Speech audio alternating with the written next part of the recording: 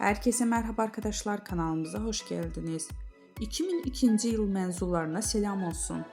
Ünlü oyuncu Qübsə Özay çocukluk fotoğrafları ile takipçilerini yıllar öncesini görüntüledi. Meslektaşı Barış Arduç ile evli olan 2022 yılında kızı Jan Asyan'ı dünyaya getiren oyuncu Qübsə Özay okul fotoğrafını sosyal medya hesabından takipçileriyle paylaştı. Özay fotoğrafın altına şu not düştü.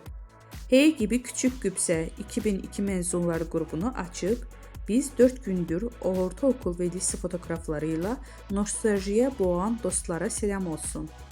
Kimisi annesiyle kulislerde tanıştı, kimi ise set aralarında babasını bekledi. Kimi ise tesadüfen sahneyle ilk tanıştı. İşte dün tanınmayan, bugün ise ünlü olan isimler ve şaşırtan değişimleri.